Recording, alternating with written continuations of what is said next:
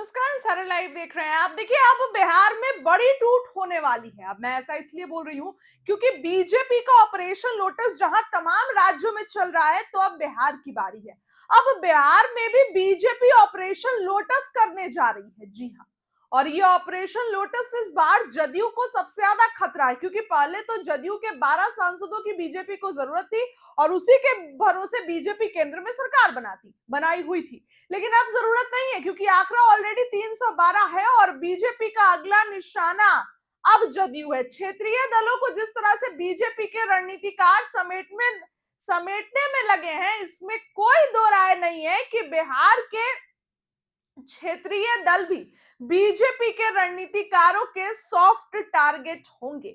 बंगाल और महाराष्ट्र के बाद अगला निशाना बिहार हो जाए तो ये कोई आश्चर्य करने की बात नहीं होगी। वैसे भी बिहार के क्षेत्रीय दलों के नेताओं में भविष्य की राजनीति के प्रति एक निश्चिंत भाव नहीं है। यहां तक कि जनता दल यूनाइटेड में आंतरिक गुटबाजी और जातीय आधारित राजनीति चरम पर है।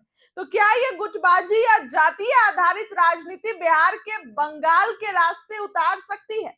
बिहार के मुख्यमंत्री रहे नीतीश कुमार की उम्र और स्वास्थ्य को देखते ये चर्चा राजनीतिक गलियारों में है कि जनता दल यूनाइटेड पर उनकी पकड़ मजबूत नहीं रह गई।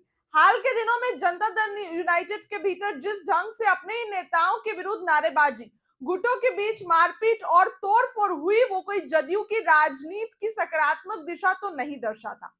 मेज तोड़ना, खाने की प्लेट तोड़ना और कुर्सियों से एक गुट का दूसरे दल पर हमलावर होना भी जदयू के अच्छे दिन का एक तरह से विदा होना माना जा रहा है। जदयू के भीतर सवर्ण के शीर्ष नेताओं को लेकर नारेबाजी करना और अपशब्द कहना जातीय गुटबाजी की तरफ इशारा है। इस विवाद में नीतीश कुमार की वो ताकत छीन ली है कि जब भी कभी वो भाजपा से नाराज होते तो आरजेडी की सरकार बना लेते थे। अब ऐसा करना नीतीश कुमार चाहेंगे तो जदयू के भीतर भारी टूट की संभावना से इनकार नहीं किया जा सकता है। वैसे भी आए दिन जदयू के कार्यकारी अध्यक्ष संजय झा और केंद्रीय मंत्री राजीव रंजन उर्फ ललन सिंह को पार्टी के भीतर भारी विरोध का सामना इसलिए करना पड़ता है क्योंकि उनका झुकाव बीजेपी की राजनीति की तरफ ज्यादा है। आरोप ये भी लगते हैं कि इन दोनों ने नीतीश कुमार को बिहार की राजनीति से दूर करने का काम किया।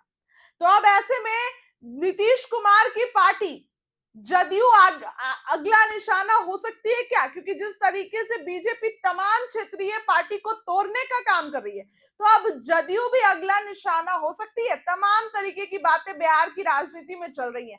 फिलहाल आपको क्या लगता है? कमेंट में अपनी राय जरूर रखिए। बहुत बहुत धन्यवाद।